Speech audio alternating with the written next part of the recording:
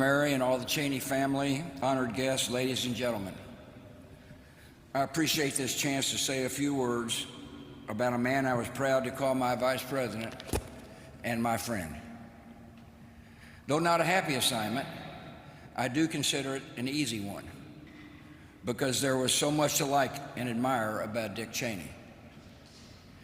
Dick was a stoical man, and I doubt he left his life with any complaints about the time given to him or its end. He was also a grateful man, grateful above all for 3 loyal, loving women who shared in his journey. As I quickly discovered in 2000, when you choose one Cheney, you get 4. His busy and purposeful life was an adventure they experienced together. In a family so close, you dread the day when the circle is broken. Lynn and the girls, Heather, Phil, and all the grandchildren, he sure loved you all, and he was proud of his family. I hope it helps to know that many people in this country share your sense of loss, and we're here today as your friends. 25 years ago, I had a big choice to make, a big job to fill. I want to know all my options, so I enlisted the help of a distinguished former White House Chief of Staff and Secretary of Defense to lead my search for running mate. Dick Cheney and I went through the files name by name. We talked over the various qualities I was looking for in a vice president: preparedness, mature judgment, rectitude, and loyalty. Above all, I wanted someone with the ability to step into the presidency without getting distracted by the ambition to seek it. After weeks of these meetings, I began to have a thought I could not shake. I realized the best choice for the vice president was the man sitting right in front of me, and I told him that. At such a moment, most in his position would have jumped at the chance, but Dick stayed detached, and he analyzed it. Before I made my decision, he insisted on giving me a complete rundown of all the reasons I should not choose him. He also heard one of my top advisors was against the choice, so Dick invited him to make the case. As he did so, he sat there unfazed and expressionless. In the end, I trusted my judgment. I remember my dad's words when I told him what I was planning. He said, "Son, you couldn't pick a better man." The way this all unfolded followed a pattern in Dick Cheney's life. Summing up his career a few years ago, he said, "A few breaks came my way, and one job always led to another, and in a life that's taken me far to more places than I ever expected." That was Dick's typically understated version of events, but there's a little more to the story. His abilities were self-evident without need of calculation or self-promotion. His talent and restraint exceeded his ego. Even before the Cheney name reached the national stage, people always saw something in the man, solid, reliable, and rare. One of the first to really notice was Lynn Vincent.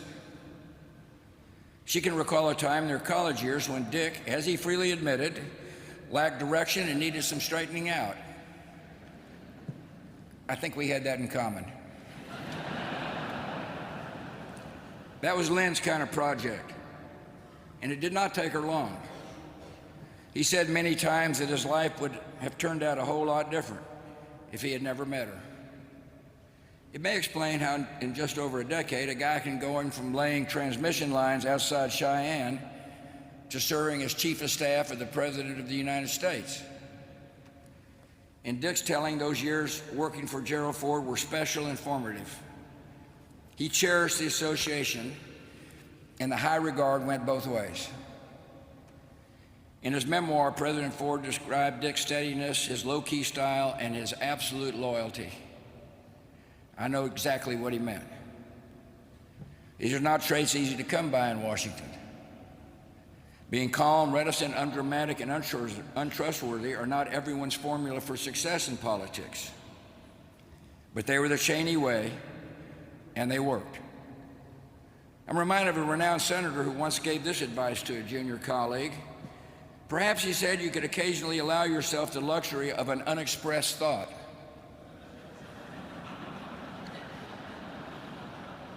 Dick Cheney was like that, sparing and measured with words. In a profession that attracts talkers, he was a thinker and a listener. And when he did speak up, conveying thoughts in that even tone of voice, that orderly, unexcitable manner, you knew you were getting the best of a highly disciplined mind. No colleague, no legislator, no foreign leader who ever met Dick Cheney ever doubted that they were dealing with a serious man. Of course, not every political counselor is cut out to be a political candidate. But Dick Cheney put himself to the test and never lost an election. In fact, it happens that he and I both ran for Congress in 1978. And let me just say the Republican wave didn't reach West Texas that year. He told me a few times what it's like to campaign in Wyoming. Lots of small gatherings and long drives. It's easy to imagine the impression that young Dick Cheney made when he was asking for the vote. I wish more Americans got to know Dick Cheney the way the folks in Casper, Cody, and Laramie got to know him. Smart and polished, without airs. Courteous and approachable, seeing everyone as an equal, a gentleman by nature, and a true man of the West. Dick was funny and easygoing in a style that his public image never caught up with. Though we can all agree he wasn't your standard issue politician. If any voters came hoping for a kind word and a hug, they'd have to settle for the kind word. But you can't question the appeal of the only person from America's Mountain West ever elected to national office.